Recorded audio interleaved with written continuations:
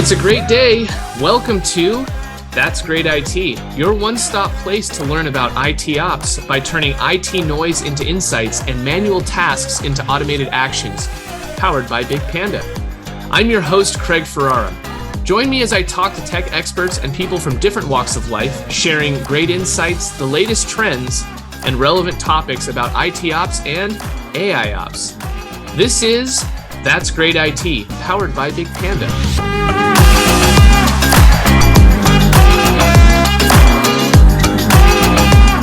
And joining me today is Kiran Varanasi from Motiva Enterprises, LLC. He is the Director of Technology, Strategy, and Enterprise Architecture. Kiran, thank you so much for being here. And just by way of introduction, tell us a little bit about yourself.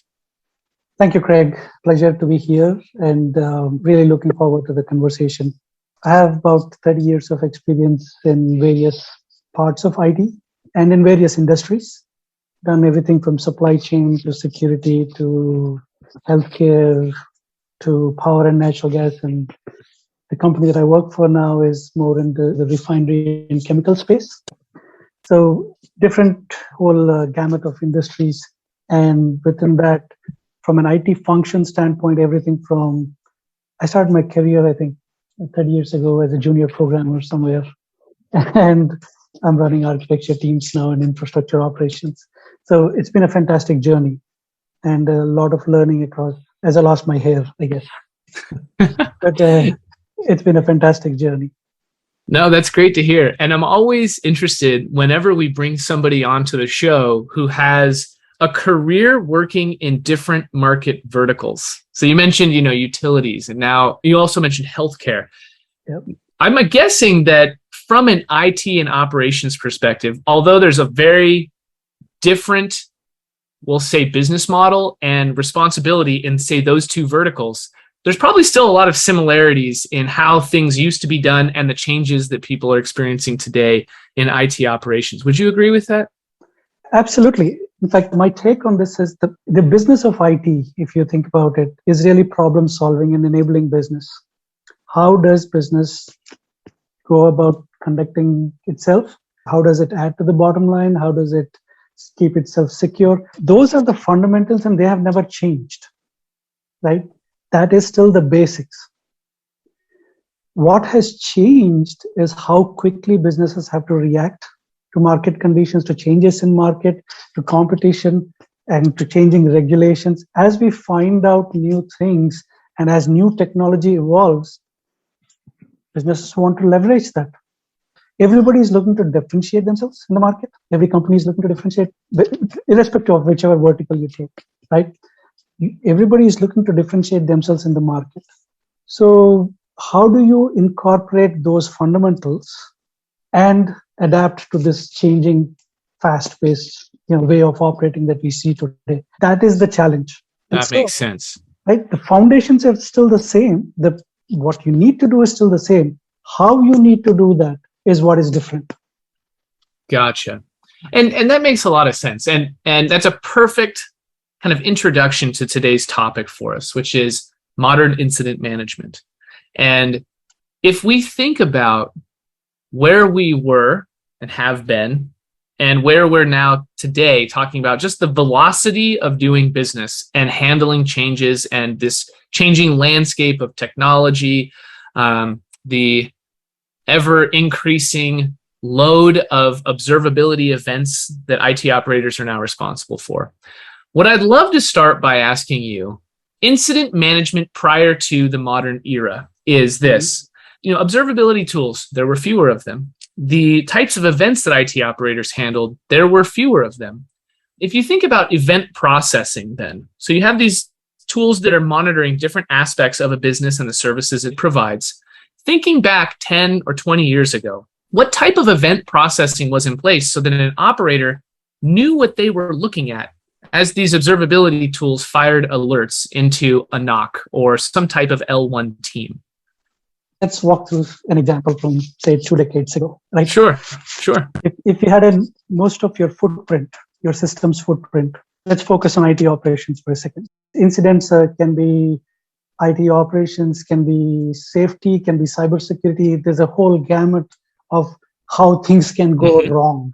And that's essentially what an incident is. When things go wrong, you have an incident. Fundamental is the same. You have an incident, you report an incident, you recover from the incident, you continue your operations.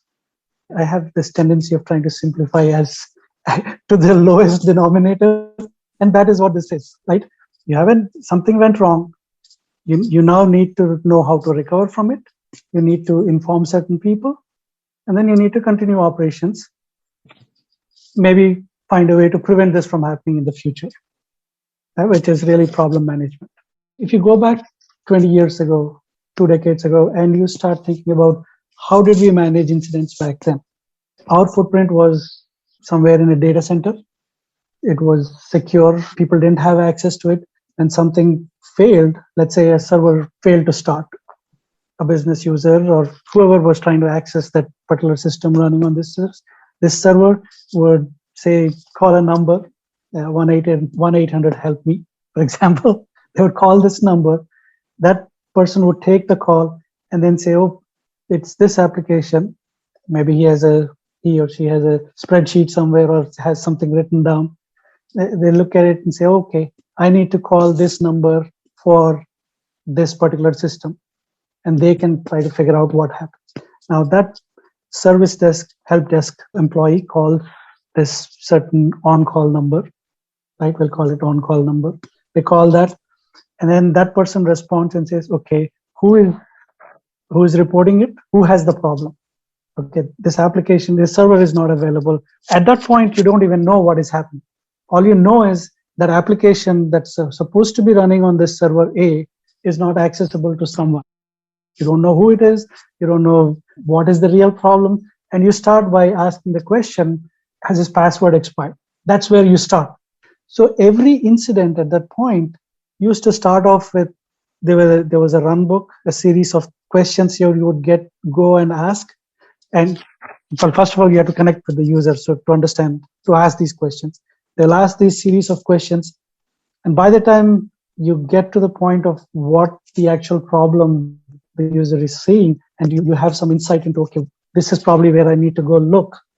Then you need to figure out, is it you who are looking at it? So this will go to the application team because that's what the user complained about. And the application team's support team would look at it, say, okay, I can't even get to my server. So let me call the server team. I love this example because of the amount of manual work that's being done and the amount of manual communication using phone calls to try and link various teams together as they're going through. Someone called in and told me this application is failing. I'm guessing that we're going to have a few IT operators that are going to be listening to this who probably suspected things were that way, but never personally experienced it themselves. And I would bet that there's some folks that are stressing out listening to this right now. Yeah, it is the way things were, honestly. I mean, that's where we were. And was there a better way to do it at that time? Maybe not. What you could do was make this process, document it, make it as easy to follow as possible, but you were not really reducing the waste in all that time, right? That it was the cycle time for all of this, the time to respond, the time to recover. It was a long SLA. So fast forward then, we've got this very manual process. A lot of the same things, as you say, are happening. We receive a problem, we investigate, we pull teams together in order to triage the issue, and then we handle it and we heal the pain, right? Now, what's changed over the last 20 years, right? We have observability that's able to tell us a little bit more about what's happening. We have observability that can tell us a little bit more in detail about what's affected. You have more services that are monitored. You've got different types of monitoring in place. You have monitoring overlaps that can confirm certain issues are happening to certain, say in this case, infrastructure hardware, right? But what I'm seeing, and I'm sure what you're seeing as well, is that we are able now to detect, even prior to a user experiencing an issue, pain, as we put it, right? However, it's like drinking from a fire hose. There's just so much out there. And I think that's where the question of this modern incident management workflow comes into place, where we start talking about things like event processing and team collaboration and the changes that we're seeing in how organizations have put teams together in order to handle this new and growing workload. So question then to you is, how have you changed your practice in the last 20 years in order to adapt to these changes in observability and technology? Great question. It has been an evolution. Even 10 years ago, nobody could see what would be available today. So as new tools came on board, as we started to see new tools in the market to essentially be able to look at our systems on a real-time basis. I think you hit it on the head there. To be able to predict a failure, for example, again, using the same example, to be able to predict a failure of that server is so much more valuable today, because now you can stop drinking from the fire hose, as you pointed out, because as we evolved, we became very good at responding to events. I mean, the SLAs tightened, we defined new terms. We say time to recovery was the first SLA. Then there was a time to response that was added on top of it. Priority incident, how quickly can you respond? And as outsourcing took on a different life of its own, all these different terms were coined and different SLAs were coined. But essentially, if you look at every one of those SLAs, they were all targeting how quickly can you respond, how fast can you drink from the fire hose, essentially.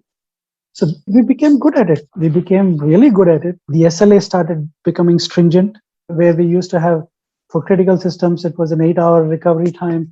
They started to become 4 hours, because now we could see more. Now can you resolve it faster, right? And today, with all the tool sets that are at our disposal, SLAs are as stringent as 2-hour recovery times. It's been an evolution. But what is happening now, the trend is changing from that reactive mode at the end, which essentially is whatever we measure is essentially a lagging indicator. We are now starting to think about what is a leading indicator. How can I prevent this from happening, so that I don't have to have this big team of people trying to cover every base and trying to speed that piece up. I have to communicate to the stakeholders. Okay, who all do I need to communicate? Do I call everyone separately? Do I have to send and type and send an email to a group? And of course, they will have questions. Now, do you allocate somebody to just respond to those questions all the time?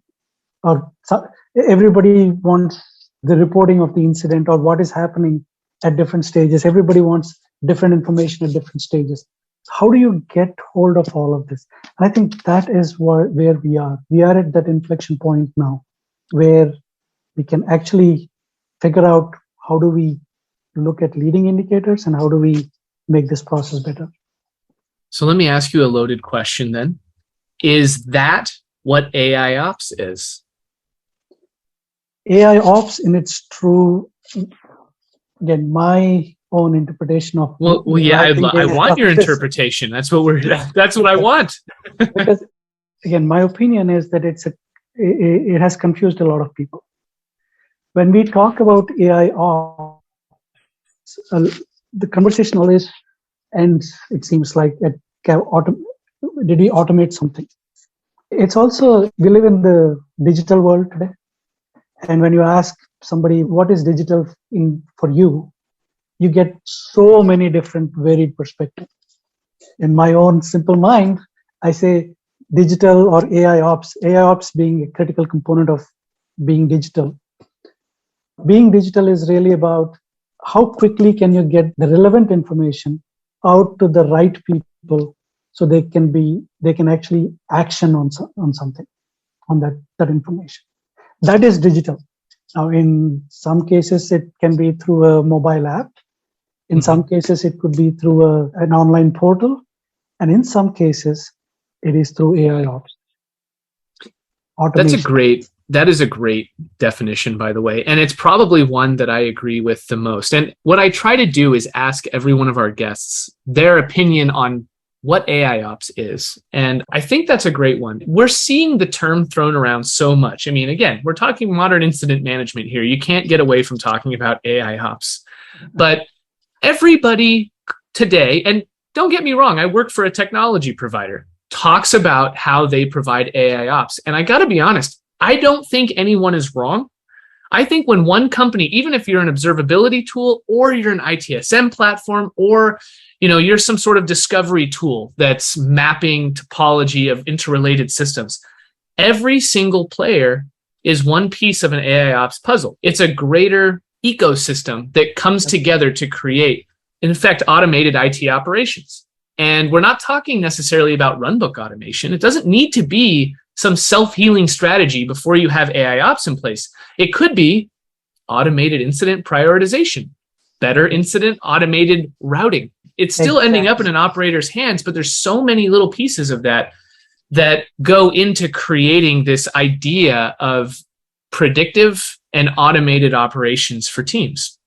I want to get back to something you said, though, because you mentioned that as modern incident management has evolved over time, so have all of the timestamps associated with how we're measuring the success of teams. And one of the things I wanted to ask you about and just get your opinion on. So yes, we're seeing, MTTX, so to speak, mean time to detect, to assign, to know, to triage, to remediate, all sorts of different timestamps. And you can focus on each one of those. How do I get assignment times down? Things are sitting in a queue for much too long, right? But as you start to think about leading cause, as you were mentioning, there's another metric that I think is starting to come about that is a good thing for businesses to track outside of the individual incident timeline, which is quantity of incidents by priority. So if we're starting to think about leading cause and you have an average major incident value on a monthly basis, every month we experience at least 25 major incidents that fit our definition. And we're starting to think about predictive and leading indicators. Regardless of your MTTX, and yes, we want them to be as short as possible, but start thinking about the quantity over time. How do I get that from 25 to 23 or to 21 and handle these things at a P2 or a P3 level before they become full-on customer impacting, revenue impacting outages? Is that something that you have seen measured, and it's something that you and your teams and your practice are paying attention to right now, is just quantity of incidents? Absolutely. And I'm again going to use an example. Yeah, love it. If I cannot log into my laptop, it's a priority one incident for me. As every irate user has called in, banging their head against a wall because some password reset was required and now they can't log in. Exactly, right? And if you do not track that metric, now you're tracking that metric and maybe your systems are so unstable that you actually have that many priority one incidents, which means we have to do something different. Incident management is not your problem right now. You need to focus on something else, right? On the stabilization of the system. But going back to that example, right? Everybody that logs an incident believes it's a high priority incident because they are not able to do something that they are supposed to be doing. If we do not actually do this analysis of saying, we have this many incidents, what is the categorization of that incident? How do you drive the categorization of the incident? You have to have clear definitions on what impact is. The IT operators, do you think, need to own those definitions? Because as you say, those that are reporting incidents, P1s across the board, right? Yeah. Who owns those definitions as a best practice? So I'm a big believer, and I think I said this earlier as well. IT is around so that businesses can work. We are here to enable the business. As an IT specialist, to be effective in IT, it's my firm belief that you have to understand what your business is, right? And you have to know your stakeholders. But what is absolutely critical to the business, the best person to tell us that is the business stakeholder. So really what constitutes a P1 for a certain service should be defined by the business owner. Mm-hmm. Now, having said that, this is where the equation gets a little muddled, because when you talk about IT infrastructure, the IT infrastructure as a service, there's no direct business owner to that. There is an Mhm. IT owner to that. IT is the business there. Mhm. So it really depends on that service level, not service level, but the service itself, as to what are the SLAs for that service Mhm. that essentially lead you to determine what is the impact of an incident and therefore the characterization of the incident. Now, utilities or even in a current world, if a trader calls me and says they cannot schedule load Right. on the grid, okay, it's hands down a P1. There's no questions asked, because if you do not schedule, the impact is significant. You haven't Mhm. scheduled, which means you are now in violation of your obligation on the grid, which means the regulator will purchase power on your behalf and schedule it for you, because their job is to make sure that you and I have 24/7 power. Right. So the financial implications of that are significant at that point. If I was the operator there, financial implications to me are significant, because in a summer like we are having in Houston or Texas right now, power is so expensive. Right. That is the financial impact. And then there is the Mhm. reputational impact, which, how do you quantify that? Because you're going to lose customers because you could not provide your signed customers power when they needed it. The impact now is very different. When you start to add all of this, it's a significant impact. That's why I say for any business service, it's really the business owner that tells you what impact it can have. And it's that risk that you evaluate and say, okay, this is the impact it's likely to have. Therefore, treat this as a P1.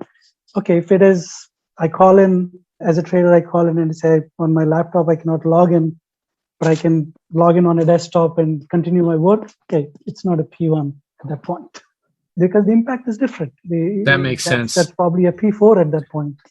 Business owners probably have the unique perspective as well, where there's probably a little bit of emotion removed when you Yes. think about what's being reported, the impact to revenue, the impact to regulatory compliance, Yeah. the impact to brand reputation and future revenue, right? Yes.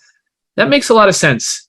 Here's what I want to do, because we've been talking a lot about changes to the technology, what that means for the teams. We've been talking a little bit about if we're being predictive and we're moving at a much faster pace.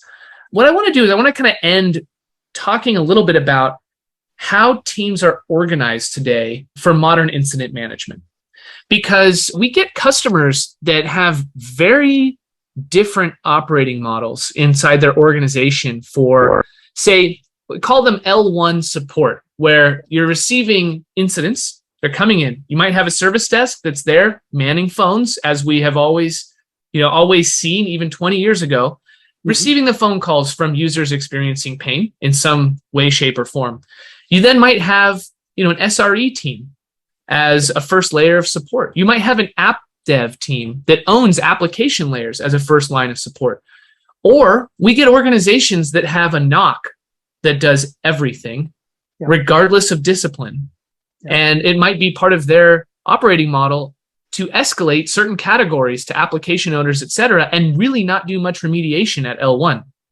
So knowing that businesses are trying to solve for modern incident management using a wide array of strategies, personally, based on your experience, what's the type of operating model that you think works best given today's current state of tooling and incident workflows? Did you say this was a loaded question? No, and the thing is I don't know if there's a right answer yet. I don't think anybody has really nailed the formula. It depends on the business. That is the key. There is no right answer, because we touched upon it very early in the conversation, that the types of incidents are different. I mean, if it's a cybersecurity incident, would you not be best served having a NOC essentially handling that and really putting, I mean, all SLAs are out the door. Now you have to figure out, because this was not something you plan for. I mean, hardware's going down is something you can plan for. You can actually architect differently. But a ransomware attack, for example, if you have done everything you can to protect and you still get attacked, how do you deal with that? That probably a NOC is the best solution for that, right? A standard IT operations, your day-to-day run operations, maybe you don't need large teams, you need lean teams. And that's where maybe AI ops is very, very beneficial, because now you're monitoring and you're saying, okay, this application is now slowing down. You're actually monitoring it real time, and you're seeing a slowdown. Okay, the result X is not coming out in 5 minutes. Just to use an example, it's you, and you can see, you can trend it. You can say, okay, it used to, the normal time is 5 minutes. Now it's taking 6 minutes. Okay, 2 weeks out, it's taking 8 minutes. You see a trend. Okay, this has just, that particular process is now running 50% more, taking 50% more time to produce that same result. So that is where your AI ops can start to glean that information, gather that information, and say, gather and glean an insight out of that, and say, okay, I need to raise a ticket to do something about this. So yeah, at that point, it's not a P1, but it's probably a P2, a non-impacting P2, if you will, because you can do that. You can do a non-impacting P2, because this, if it continues this trend, the week after, it's probably the server is about to die, or that database is run out of space, for example, right? It's about to run out of space. So it is a non-impacting P2. It's still an urgent. It has the urgency of a P2, but at this point, it's non-impacting, but it needs to be looked at right now. So you start to define that part, what is truly impactful. So is there a silver bullet? There isn't a silver bullet. It's still the same fundamental principles. Identify, detect, right? Detect, investigate, communicate, fix, and then manage. It's still the same process that it's going through. It's just that different kinds of incidents require different handling, and different kinds of functions require different handling. So there's no, I mean, you said it. I didn't. You said it. There is no right answer to this. It is per the situation and per the operation. So would you say that, given, again, modern incident management in quotes, quotation marks, since this is a podcast and no one can see me, but would you say then that while teams themselves haven't changed that much, modern incident management has been driven primarily by technology and how teams are reacting to technology? It's not necessarily that the teams themselves have changed. Is that a fair statement? They've gotten leaner. Okay. They've gotten leaner. Go back to the first example that we were talking about. Remember how many manual touch points were there? Yes, I'm still pained by that story. You don't need that many manual touch points anymore. If you're still using that many manual touch points, there is room for improvement. Gotcha. So let's do this. And I think this has been a great conversation, by the way. I love hearing a little bit about where we've come from, where we're currently at, what we're seeing as current trends. Prediction. How do you think your practice is going to change in the next 3 to 5 years? Oh, we are definitely going to see, I know you don't like the term AI ops, but we're going to see a lot of that.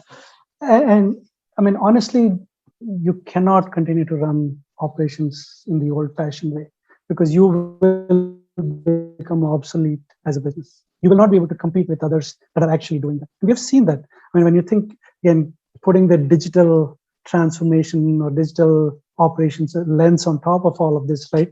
Because AI ops is essentially, to me, is a way of becoming digital. There have been many examples where companies have refused to evolve and have gone out of business because competitors have taken over their market share, because they have found different ways to do these things. Historically, utilities, power and natural gas companies, for example, used to be large organizations. Today in the market, you'll see companies with 40 employees beating the pants off of these large companies. Why? Because they are truly digital, in that they can service you and I as a customer quickly. They can put the right information in our hands in a snap. I mean, think about it. You may like going to the malls and shopping. You would go, but you wouldn't go every day. But think about if you needed something right away, you can log on to Amazon today. It takes how long to you find that? You search for it, you find what you need, you click, you buy, it's there next day for you. The same argument applies to companies who refuse to change. It sounds like in order for us to embrace, this modern incident management workflow, we need to embrace automation and efficiency and be able to deliver stable services that are always changing to the customer base. It doesn't matter what industry you're in, right? If you're a utility, yes, keep the lights on, but there's more functions than that IT is supporting. I have to be able to check my bill. I have to be able to report an issue. I have to create a good customer experience, and it all starts with really good IT. Yes, absolutely. Kiran, it's been great talking with you today. I really, really appreciate you coming on here and telling us a little bit about not only your experience in IT, but also just providing some of your thoughts on what makes a good modern incident management workflow and practice, but also just hearing a little bit about where you think everybody needs to go in order to stay relevant. Thanks for joining us today, and we look forward to having you back. Thank you, Craig. It's been a pleasure.